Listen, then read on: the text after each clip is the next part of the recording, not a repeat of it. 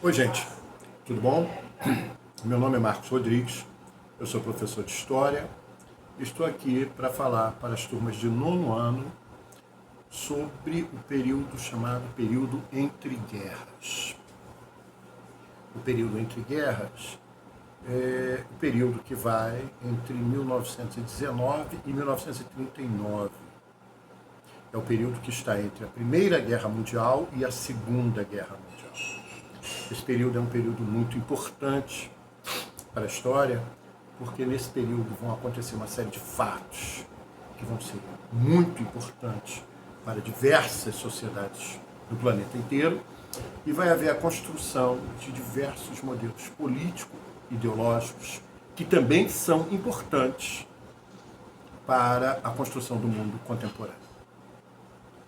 Vejam bem, nesse período entre 19 e 39, por exemplo, que vai surgir o fascismo na Itália, vai surgir o nazismo na Alemanha, vai haver a Guerra Civil na Espanha, em 1936, a China será invadida pelo Japão em 1937, entre outros.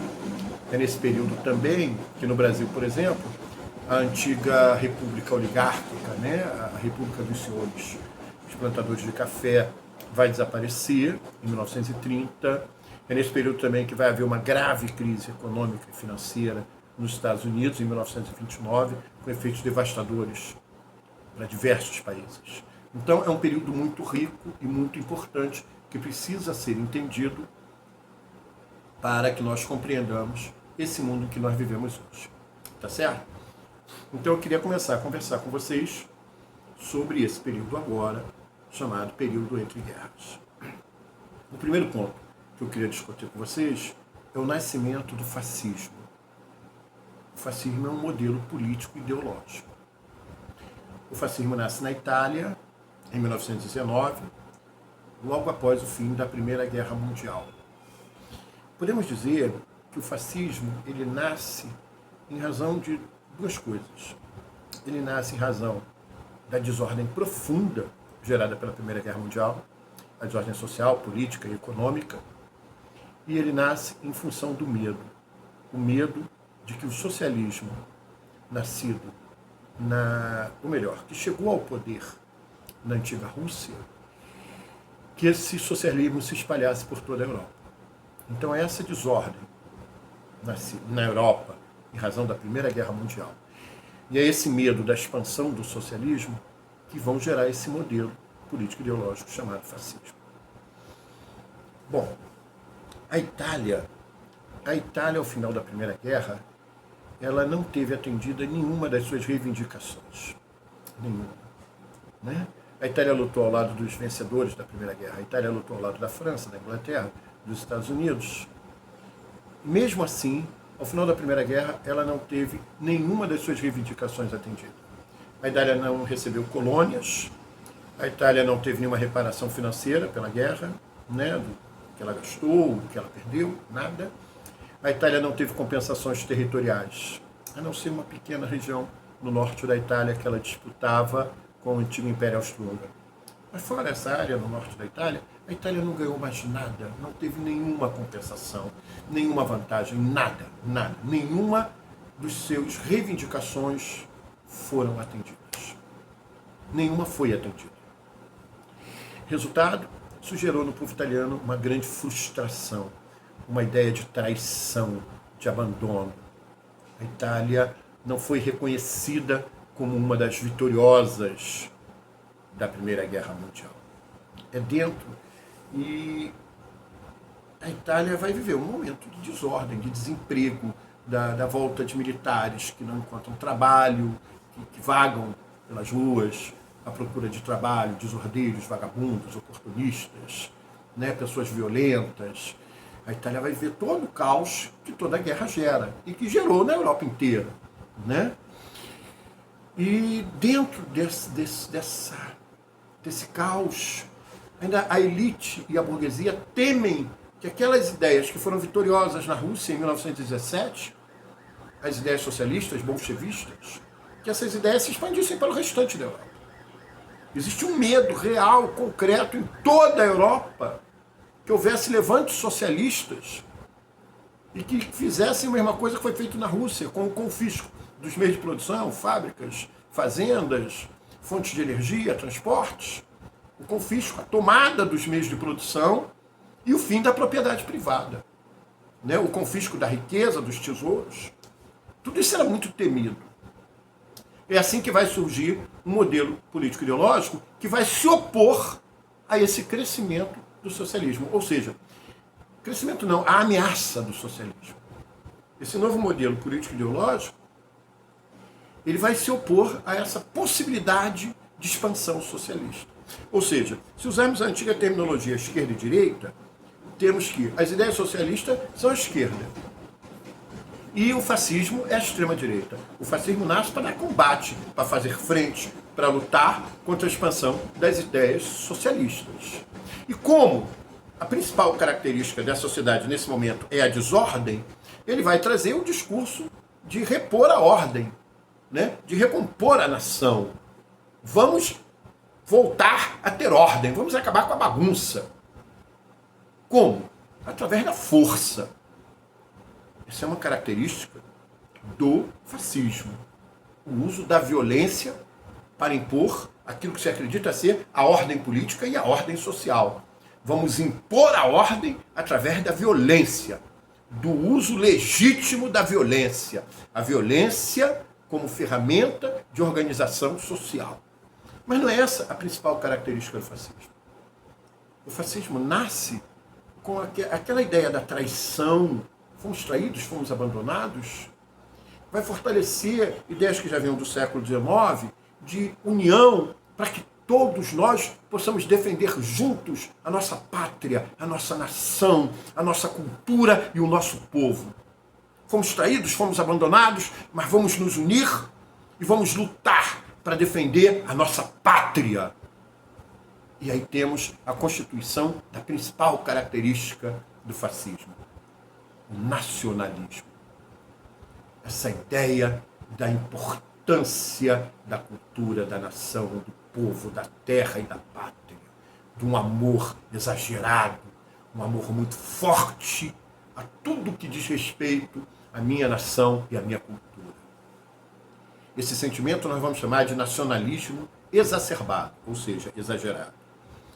E esse sentimento vai ser a principal característica desses modelos políticos e ideológicos que nascem na Europa nesse momento. A ideia de que a pátria e a nação está acima de tudo e acima de todos. E que a pátria e todos devem se unir para defender a pátria e a nação. Essa é a principal característica desse modelo político ideológico que está nascendo nesse momento. O nacionalismo exagerado. O nacionalismo exacerbado. Anotem aí, nacionalismo exacerbado. A segunda característica é o anticomunismo. O fascismo, ele nasce justamente no intuito de dar combate, de lutar para evitar a expansão das ideias nacionalistas. É para isso que ele nasce. Então, essa é uma das suas principais características. Lutar contra a expansão do socialismo, o antissocialismo, o anticomunismo. Né? Apagar na sociedade qualquer possibilidade da defesa do ideário socialista.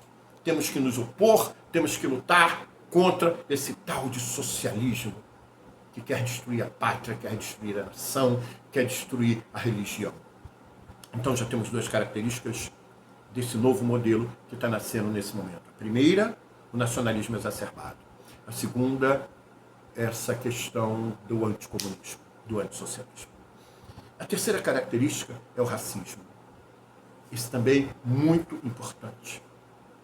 Né? Essa coisa de que somente aqueles que realmente formam na origem a nossa pátria, a nossa nação, são os verdadeiros. Somente com eles podemos contar. Qualquer outro que não seja ligado pelo sangue, pelo amor à pátria, não pode fazer parte dessa grande união que visa salvar a nossa nação. Então isso vai trazer um sentimento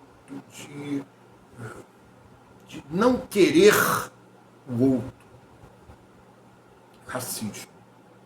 A ideia de que nós somos melhores, nós somos superiores, nós estamos acima daqueles outros. Que outros? Aqueles outros que nos traíram, que nos abandonaram, que não fazem parte da nossa cultura, do nosso povo e da nossa nação. Então, o nacionalismo exacerbado, temos o anticomunismo, o racismo e a quarta característica, o autoritarismo. Nesse modelo, como eu já falei para vocês, a violência é uma ferramenta legítima de organização política e social.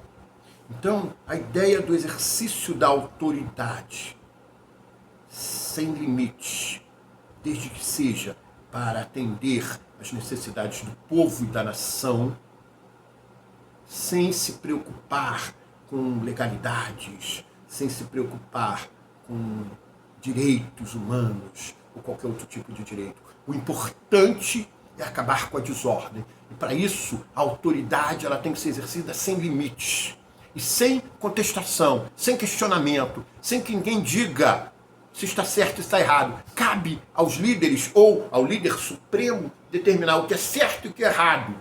Em nome disso, essa autoridade será exercida plenamente, sem limites, violentamente, se for preciso.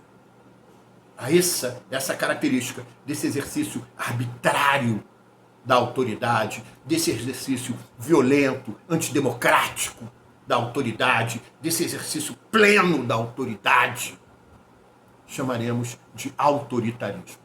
Cala a boca, fica quieto e faz o que eu estou mandando. Ninguém perguntou a sua opinião. Isso é o autoritarismo. Então, já temos nossas principais características desse modelo político ideológico que nasce na Itália em 1919. O nacionalismo exacerbado, o anticomunismo, o racismo e o autoritarismo. Mussolini se aproveita desse sentimento de insatisfação, de frustração, de fracasso. Ele se aproveita da desordem, do abandono, ele se aproveita de uma monarquia que já não conseguia atender os interesses nem as necessidades da sociedade como um todo, e ele se aproveita de uma multidão que vaga sem ter objetivos. A partir daí, Mussolini vai criar milícias, na Itália conhecido como os camisas negras, vai promover esse discurso de ódio, de violência, de centralização na forma do Estado, o Estado acima de tudo, o Estado acima de todos, esse elemento abstrato, organizador da sociedade, que cria regras, que cria leis, que estabelece critérios. Mussolini vai se aproveitar desse momento de revolta e ele vai usar essas milícias para intimidar e para ameaçar qualquer um que seja contrário às suas ideias.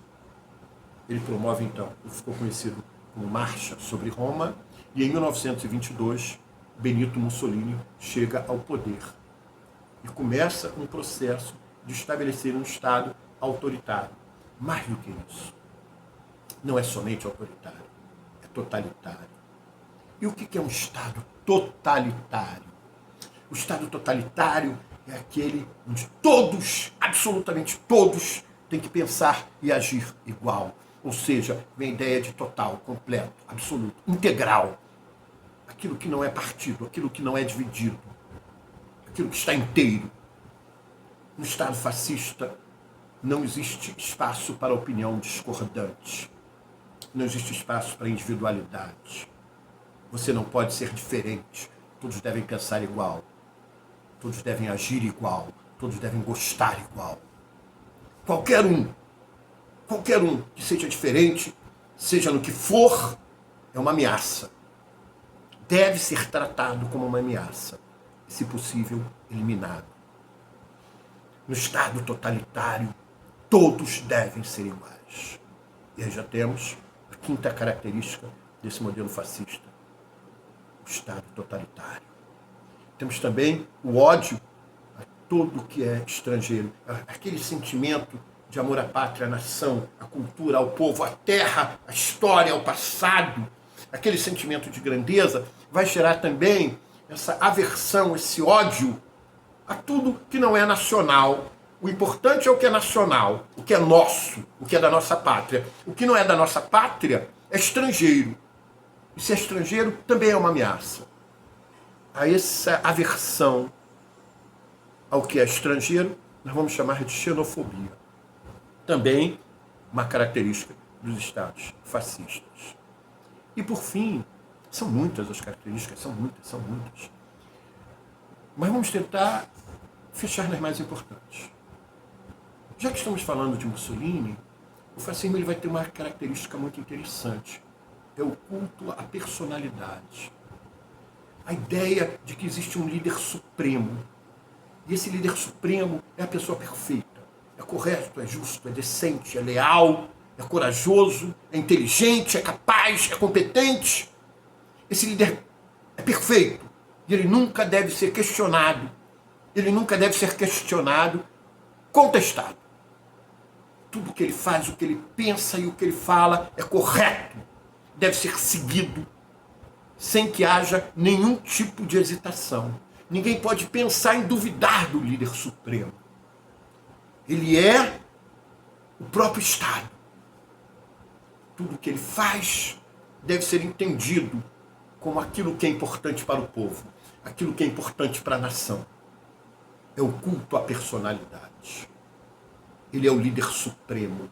Ele deve ser amado, ele deve ser seguido, ele deve ser obedecido sem limites. Porque tudo que ele disser é o correto, é o justo. É aquilo que nós precisamos. A ele cabe levar a sociedade ao sucesso absoluto, ao progresso e à felicidade. Somente ele, e apenas ele, será capaz de fazer isso. É esse modelo fascista que nasce em 1919 e se instala na Itália a partir de 22. Mussolini servirá de inspiração para um outro líder que está nascendo na Alemanha exatamente no mesmo período. Em 1919, um antigo cabo do exército alemão, que lutou na guerra, austríaco, ele vai ser enviado ao sul da Alemanha, mais precisamente uma cidade chamada Munique, para observar um pequeno partido político que por lá havia sido criado e que tinha pouco mais de 50 componentes à época.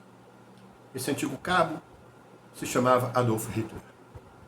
Hitler é enviado desempregado, sem ter atividade formal, e procurando trabalho, procurando emprego após a Primeira Guerra. Procura seu antigo comandante, que o envia ao sul da Alemanha, a cidade de Munique, para observar esse pequeno partido político e trazer ao seu antigo comandante reflexões sobre o que estava acontecendo em Munique. Hitler vai ao sul da Alemanha e começa a observar esse pequeno partido, partido do trabalhador, do nacional-socialismo, do trabalhador alemão. Mais tarde, apenas nacional-socialismo. Hitler concorda com as ideias, que basicamente são as mesmas daquela que estavam ocorrendo na Itália. Nacionalismo exacerbado, autoritarismo, anticomunismo, racismo, xenofobia, entre outras. Hitler se filia ao partido, começa a compor, fazer grandes discursos, e começa a conquistar uma parte dos seguidores do nacional-socialismo e acaba por se tornar um de seus líderes. Inspirado por Mussolini, Adolf Hitler, em 23, vai tentar também uma marcha sobre Berlim. Ele vai tentar, no que ficou conhecido como o Putsch da cervejaria. Ele vai, ele vai tentar tomar o poder. Mais tarde a gente fala de como isso terminou. Vamos falar um pouquinho da Alemanha nesse período. A Alemanha não vive um período tão diferente quanto da Itália, sendo que na Alemanha ele é bem mais grave, ele é bem mais sério. A Alemanha, ao final da Primeira Guerra, foi responsabilizada pela guerra, foi culpada pela guerra no Tratado de Versalhes, vocês já sabem disso, já discutimos, já falamos sobre isso. E a Alemanha perdeu 1/3 de todo o seu território na Europa, perdeu todas as suas colônias, foi condenada a pagar uma dívida que nunca seria paga, visto que era impagável. Ela foi condenada a indenizar todas as perdas causadas pela Primeira Guerra Mundial e todos os gastos. Isso era impossível de ser pago. Nenhuma nação do mundo conseguiria pagar essa indenização, porque ela era absolutamente impagável. E a Alemanha tem uma parte do seu território ocupada. Nasceu então na Alemanha um sentimento de que a Alemanha tinha sido traída. A ideia da punhalada pelas costas. Ao final da Primeira Guerra, não havia um único soldado estrangeiro na Alemanha. E por que a Alemanha se entregou? Por que a Alemanha se entrega no final da guerra?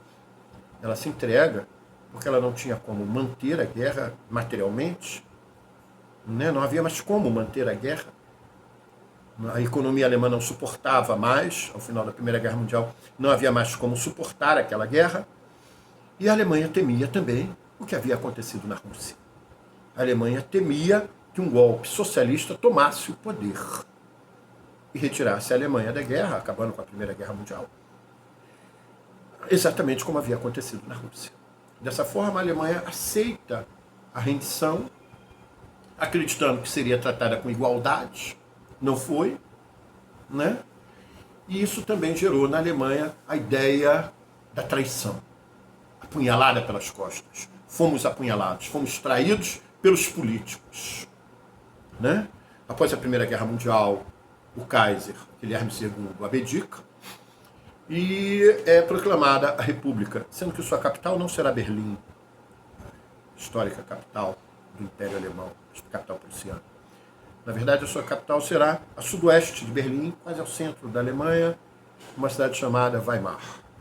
Essa república será conhecida como a República de Weimar e será profundamente odiada pelos alemães, porque se acreditava que foi a República de Weimar aquela que traiu os alemães, aquela que assinou o Tratado de Versalhes, aceitando todas as imposições. A Alemanha não poderia mais ter exército, a Alemanha não poderia mais ter mania de guerra, a Alemanha não poderia mais ter força aérea, a Alemanha estaria a ser condenada a ser um país agrícola pelo resto da sua existência.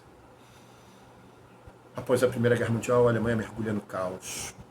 Caos completo, absoluto, né? Grupos que voltaram da guerra vagam pelas cidades, causando desordem, violência, agressão. Ideias socialistas se combinam com outros extremismos. Enfim, a Alemanha é um caos. A Alemanha mergulha na desordem. E o que é pior, a Alemanha mergulha na crise institucional. Bom, o que é uma instituição? Para a gente entender o que é uma crise institucional, a gente tem que entender o que é uma instituição. Uma instituição é um conjunto de valores, de princípios, de ideias, de construções da sociedade, que são reconhecidos por essa mesma sociedade como importantes, não só para a organização, como para a manutenção da sociedade.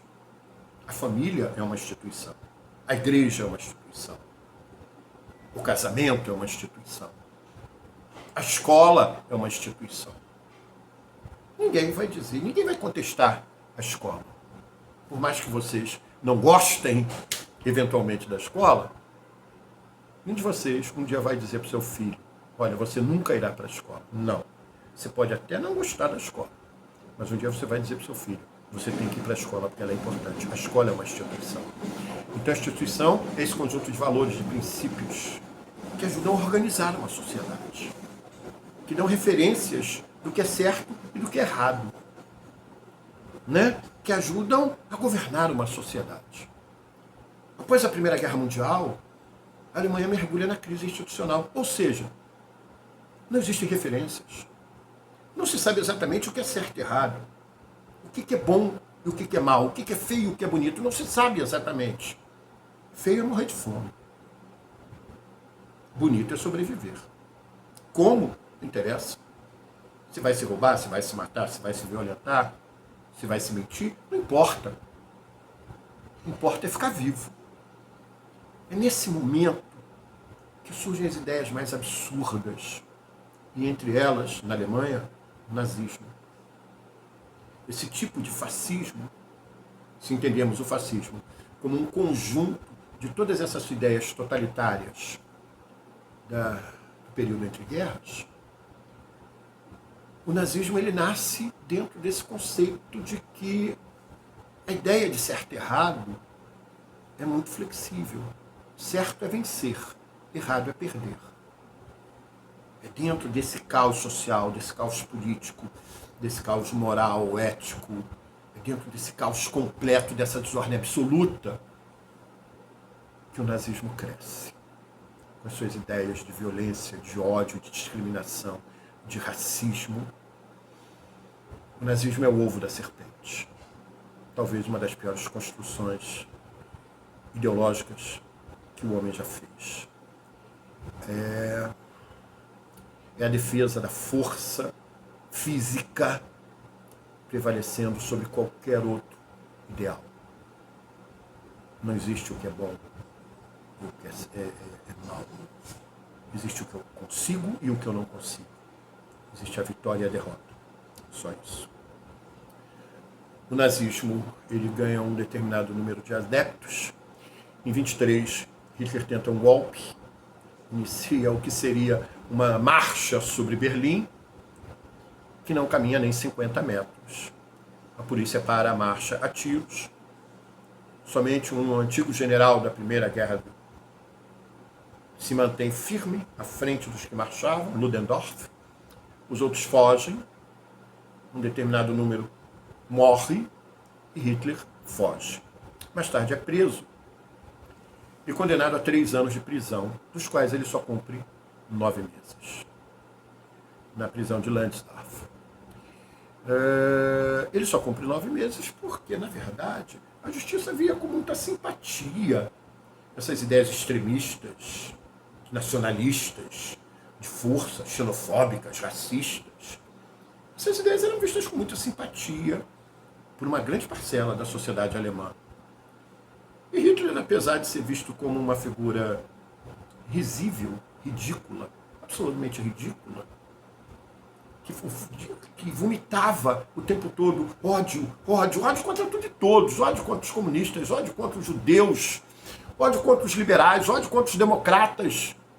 Ele vomitava ódio o tempo inteiro, sem parar, e ele era visto como uma figura ridícula. Aquela figura que nunca vai chegar ao poder. Aquele sujeito idiotizado, imbecil, que fala essas coisas que no fundo, era motivo de riso da sociedade. Mas somos obrigados a reconhecer que essas ideias eram vistas com simpatia por uma parcela da elite alemã. E no fundo, agradava a elite alemã porque combatia as ideias socialistas, que também cresciam na Alemanha nesse momento, e que também traziam à elite e à burguesia muita preocupação. Na prisão, Hitler vai escrever um livro. Deixa eu ver se eu tenho ele aqui. Na prisão, Hitler escreve este livro, chamado Mein Kampf, em português, Minha Luta. Aqui ele destila todo o ódio da sua ideologia. É aqui que ele destila todas as suas ideias. E elas ficam bem claras nesse livro. Livro muito chato, muito chato.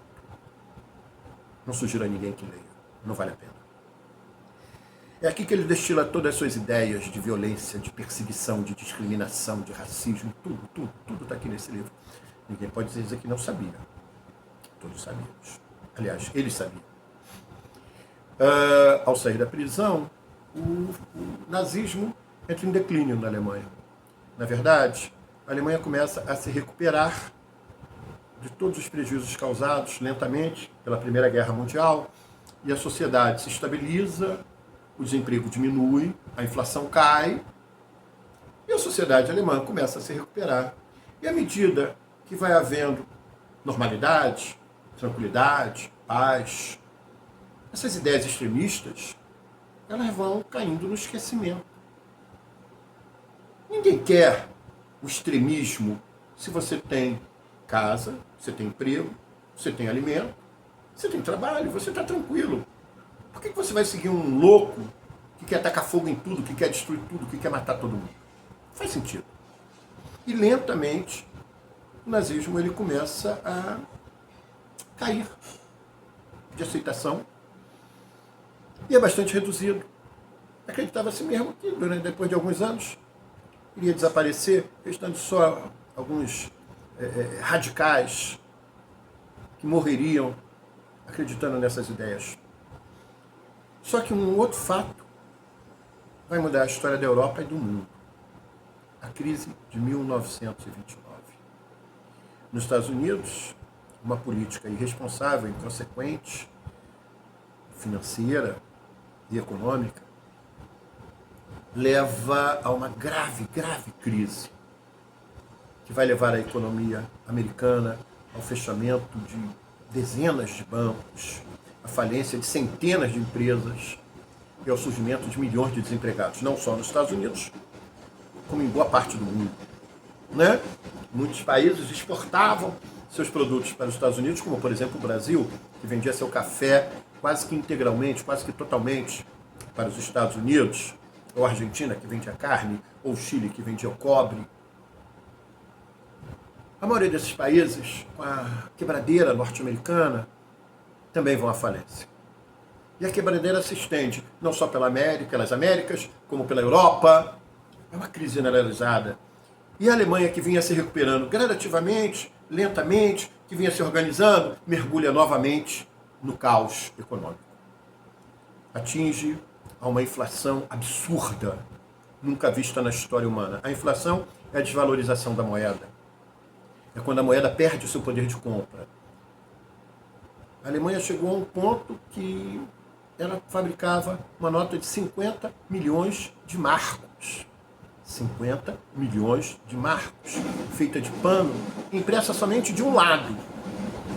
Porque não poderia se demorar muito tempo para fazê-la, porque senão quando ela chegasse às ruas já não valia muita coisa. Os preços dos produtos mudavam minuto a minuto.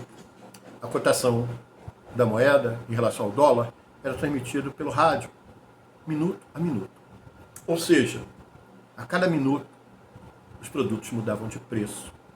E o dinheiro perdeu seu sentido. Você podia ter um saco imenso de dinheiro e aquilo não ser capaz de comprar sequer meia dúzia de ovos. Essa crise ela vai destruir completamente os valores alemães. Mais uma vez, a crise institucional se estabelece. De novo. Mais uma vez, a Alemanha mergulha na ideia de que não se sabe o que é certo e o que é errado. A Alemanha mergulha numa crise ética e moral. Aumentam o número de cabarés, de bordéis, de prostituição. É como se não houvesse amanhã. Não há por que se preparar para o amanhã. A moeda não valia mais nada, não havia emprego, não havia trabalho, não havia nada, havia só o caos. Por que se preocupar? Dane-se o resto. E, mais uma vez, o Partido Nazista, que estava em declínio, renasce, ressurge, com a sua virulência, com o seu ódio, com a sua proposta discriminatória. E tudo que havia naquele discurso que clamava ao ódio e à destruição e à matança, renasce. Lentamente, o partido vai conquistando novas posições, também estabelece milícias, os camisas pardas, milícias violentas que andam pelas ruas de algumas cidades da Alemanha, quebrando, destruindo, arrebentando, batendo em todos que se opõem ao nazismo, todos, não importa quem. E após uma série de crises políticas, em que não se conseguiam formar governos, os governos caíam, era um modelo parlamentarista, e um velho general era presidente da República, o general Hindenburg, e que não conseguia estabilizar o governo. Formavam-se novos governos para que imediatamente caíssem novamente, para que houvesse novas eleições, formavam-se novos governos que não conseguiam maioria no parlamento e que caíam novamente, eram dissolvidos, até que, por fim, em 1933, Adolf Hitler é elevado à condição de chanceler da Alemanha, o equivalente a primeiro-ministro, ou seja, o chefe de governo. No parlamentarismo, você tem a figura do chefe de Estado, o presidente, e o chefe de governo, que efetivamente governa. Hitler, a 30 de janeiro de 1933, é elevado à condição de chanceler da Alemanha. Imediatamente, Hitler começa um processo de nazificação da Alemanha. Meses depois, o parlamento é incendiado. Imediatamente é atribuído aos comunistas a culpa pelo incêndio. Um jovem holandês é preso, aparentando ter problemas mentais, e é acusado de pertencer ao Partido Comunista holandês, e ele é acusado de ser um instrumento dos comunistas para destruir a República Alemã. Na verdade, hoje sabemos que foram os próprios nazistas que incendiaram o parlamento, Reichstag, com uma única ideia de acabar com o parlamentarismo e instituir uma ditadura na Alemanha. E é isso que vai acontecer. Né? Porém, Hitler começa a sua escalada na construção de um Estado autoritário, totalitário. Em 1934, havia problemas. Hitler tinha uma milícia armada conhecida como SA. Eram arroceiros, bêbados, viciados, loucos, tarados. Tinha de tudo, bandido, tudo da pior espécie. Muitos do antigo exército alemão, que não, após a guerra não mais se adaptaram à vida civil, baderneiros, a escória da sociedade. E o exército alemão, ainda que pequeno, visto que após o Tratado de Versalhes, a Alemanha só poderia ter uma força de 100 mil homens, o exército alemão não aceitava aquela escória do partido nazista. Para que Hitler fosse aceito pelo exército e respeitado pelo exército alemão, ele precisava eliminar a sua antiga milícia, que foi um dos fatores que o permitiu chegar ao poder. Em 1934, os principais líderes dessas milícias são assassinados no que ficou conhecido como a Noite das Longas Facas, ou a Noite dos Longos Punhais. Em uma noite, Hitler determina que todos os líderes das SAs, pelo menos os principais, fossem assassinados. As SAs foram desmontadas, desfeitas. Poucos foram aproveitados por uma nova tropa de elite que surgia nesse momento, a SS. A maioria foi dispersada, seus líderes assassinados, e após 1934, então, a justiça reconhece o ato de Hitler como um ato legal, e após 1934, o exército, então, passa a apoiar a criação de um Estado autoritário, tendo como seu líder absoluto, único, Adolf Hitler. Em 1936, Hitler esquece o antigo Tratado de Versalhes, rasga o Tratado de Versalhes, diz que não vai pagar nada, que não vai cumprir nada, que aquele tratado imposto à Alemanha após a Primeira Guerra Mundial não era mais do que farrapos de papel. E ocupa uma região junto à fronteira da França, uma região junto ao rio Reno, chamada Renânia, que deveria não ser ocupada para garantir uma área de segurança para a França. Uma região desmilitarizada. Uma banda de música. Hitler ocupa a Renânia. E a Inglaterra e a França não fazem nada. Hitler ocupa a Renânia com uma banda de música. Se a França tivesse gritado, todos voltariam correndo. Mas a França não fez isso, muito menos a Inglaterra. Hitler, então, continuou na sua marcha. Em 1938, ele anexa a Áustria. A Áustria, Primeiro, ele faz que os seus agentes insuflem o nazismo, que levem o nazismo para a Áustria. Existe uma ideia de que se a Áustria se unisse à Alemanha, voltaria a ser uma grande nação, um grande império, um grande poder, que os austríacos voltariam a seus tempos de glória e de vitórias. E em 1938, Hitler entra em Viena, uma boa parte dos austríacos comemorando, tendo nas mãos a bandeira do partido nazista, a famosa suástica. E em 1938, a Áustria passa a fazer parte do que era conhecido como a Grande Alemanha. Também em 1938, Hitler começa a exigir uma parte do território da Tchecoslováquia, conhecido como Sudetos. Alegava que naquela região havia a população germânica, a população alemã, que estava sendo perseguida e que cabia à Alemanha proteger aquela população. Nesse momento, a Inglaterra tem um líder chamado Chamberlain, Neville Chamberlain. É feita uma conferência para se discutir. Ao final de 1938, em Munique, no sul da Alemanha, é feita uma conferência para se discutir a situação dos Sudetos. O que seria feito? Estranhamente, a Tchecoslováquia não é convidada para a conferência. Decidia-se o futuro de uma parcela, de uma parte daquele país. Ainda assim, a Tchecoslováquia não é convidada. Talvez ali, naquele momento, somente a França e a Inglaterra pudessem se opor às pretensões de Hitler. Mas Chamberlain não se opõe. Chamberlain temia uma nova guerra. E as marcas da Primeira Guerra, do número de mortos, estavam muito presentes na memória da Europa naquele momento.